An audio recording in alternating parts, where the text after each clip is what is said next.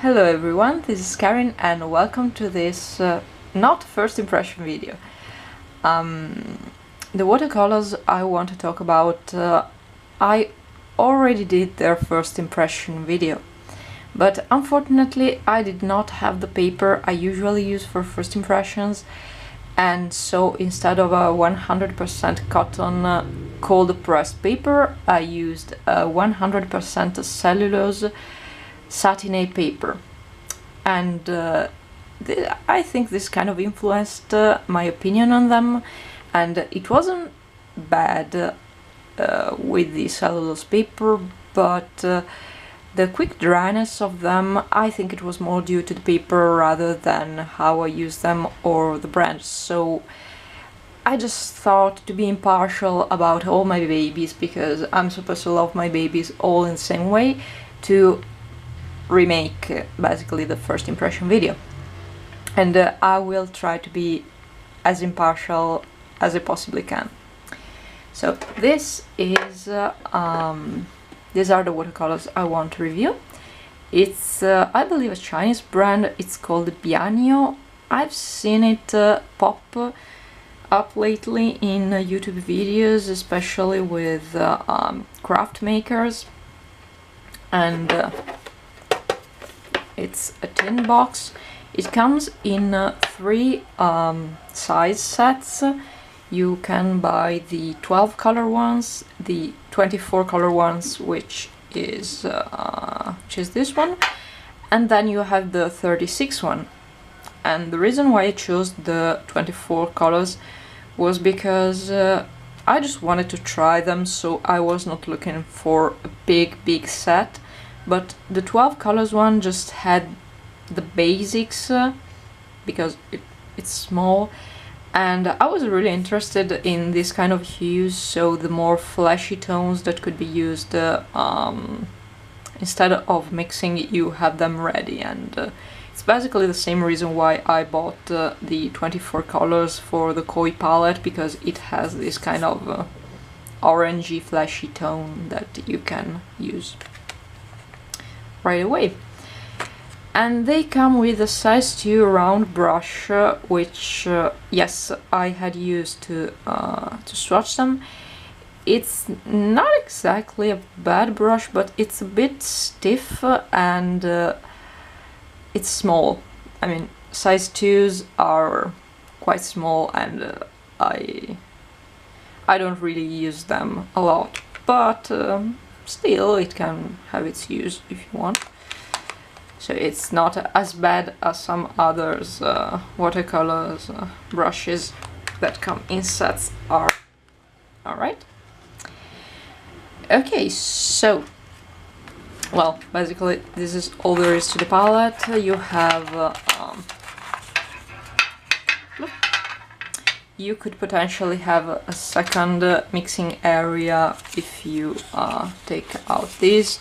They do not, I'm sorry, they do not fall out. I think they're probably glued to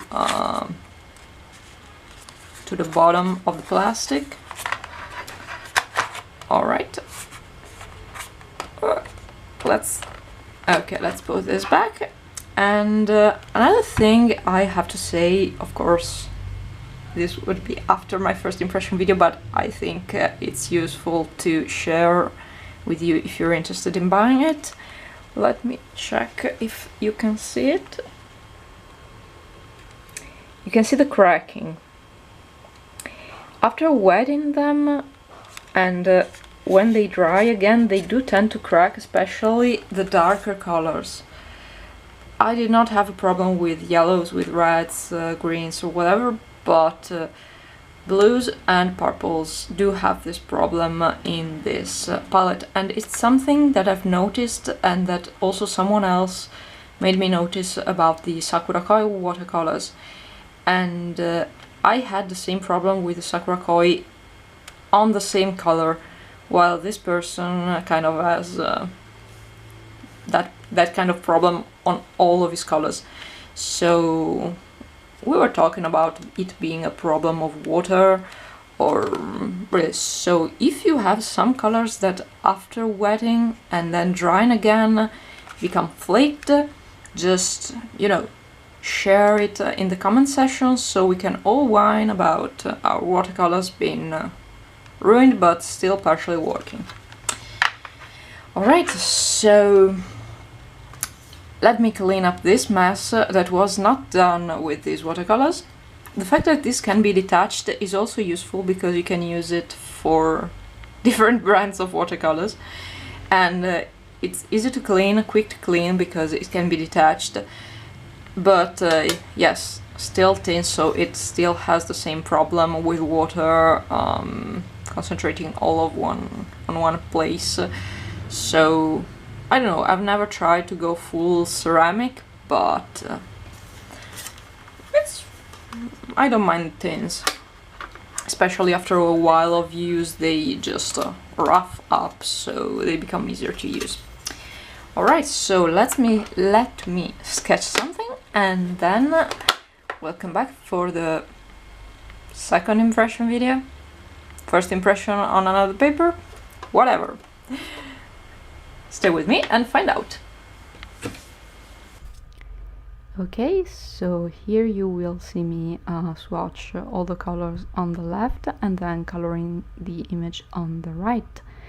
I apologize for the movements you will see when I'm coloring the sketch, but I was trying to, you know, zoom in so you could see better, but I think I only managed to give you seasickness. So yeah, I apologize about that.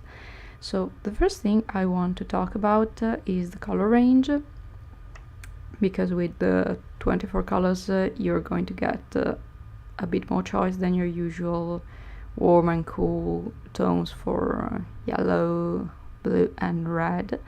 But I think this palette is a bit lacking in the browns category, because it has only three if you count the yellow ochre, but it's a bit less pigmented, and they included it in the yellows row anyway, so I'm not really sure if they count it as a brown or not. And they included this gray, opaque gray tone. It's a warmish tone.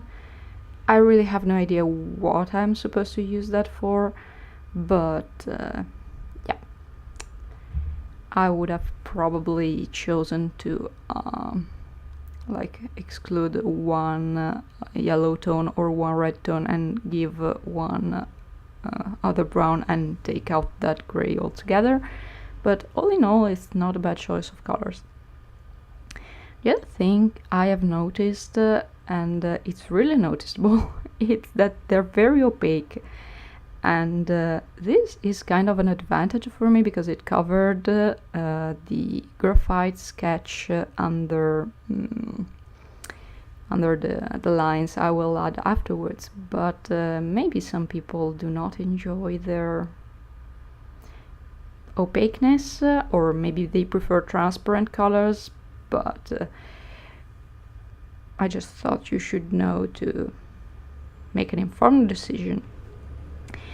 The other thing is that I've looked for information on them, and I didn't manage, yes, thank you, bike, I didn't manage to see if they were pigment based or dye based, because they do have vibrant colors, so I was a bit worried that they were dyes and so they would like fade in a shorter amount of time.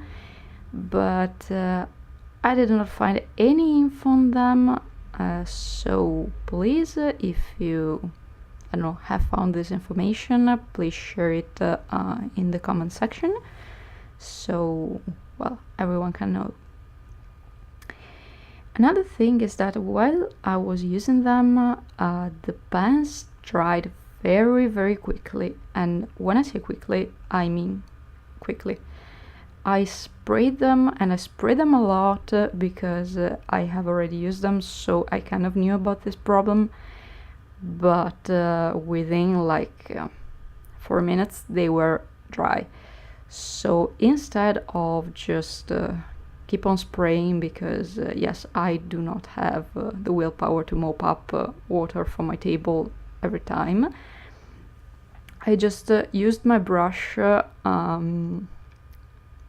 very heavy in water, then just mixed on the pan the color I wanted, then clean the brush and then put the water on the pan, then pick up the color, put it on the palette, on the thin palette, and then clean the brush and use the color.